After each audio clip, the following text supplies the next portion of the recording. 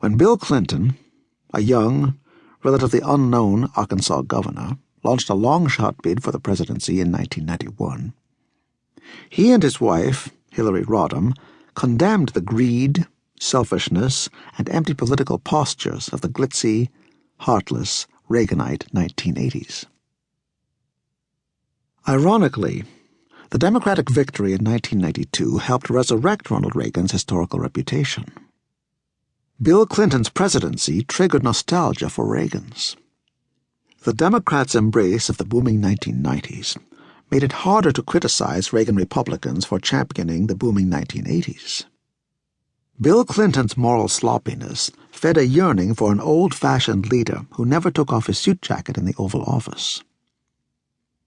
And the end of the Cold War loomed ever larger as an achievement, as the 1990s economic growth minimized the significance of the once formidable Reagan-era budget deficits.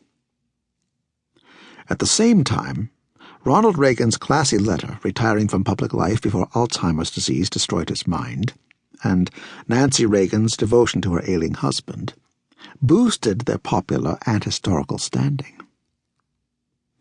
As Ronald Reagan's memory faded, memories of his presidency became more vivid and positive. Increasingly, even those who had detested him began to respect him. Americans began realizing that he had been a consequential president, for better and worse. The release of Reagan's speeches from the 1970s and his presidential diaries showed he was no marionette. He had a quick wit, a silver tongue, and a sunny vision.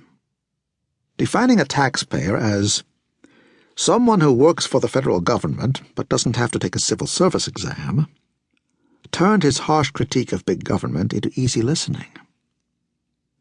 Unlike his more thin-skinned successors, Reagan adeptly diffused criticism and puffed himself up with seemingly self-deprecating jibes. Swatting away attacks that he was old, lazy, and sleeping on the job, he insisted, "I have left orders to be awakened at any time in case of national emergency, even if I'm in a cabinet meeting." Reagan's revolution, restoration, and rediscovery continued to shape the country. Americans were living in a Reaganized America. America had emerged as the world's only superpower, enjoying a capitalist resurgence at home and abroad. Reagan's Sun-Belt conservatism continued to shine, or cast a shadow, depending on one's perspective, in the courts, the Congress, and state capitals. In Washington, presidential power continued to grow, and congressional standing flagged, especially as Congress became more polarized. The Republican Party's liberal wing remained moribund, and conservatives dominated.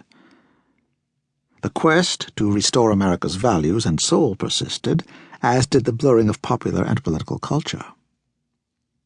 Primetime television shows modeled themselves on White House life and created fictional presidents more popular than the actual incumbents, as stars such as California's Governor Arnold Schwarzenegger and the comedian Al Franken followed Reagan's path from showbiz to politics. Meanwhile, presidents and their wives played the fame game like Hollywood celebrities. Simple, visionary doctrines, such as George W. Bush's war on terrorism and Barack Obama's "Yes, we can" sloganeering, galvanized most Americans, at least momentarily, while alienating an articulate, passionate minority. The fall 2008 financial meltdown triggered intense arguments about the new economy rooted in Reagan's 1980s. Americans debated whether the economic crash originated with Reagan-tinged trends such as the growth in service jobs rather than manufacturing, the conspicuous consumption, the ever more abstract financial instruments, the media fawning over moguls, the regulatory rollback, and the growing gap separating the richest from the poorest.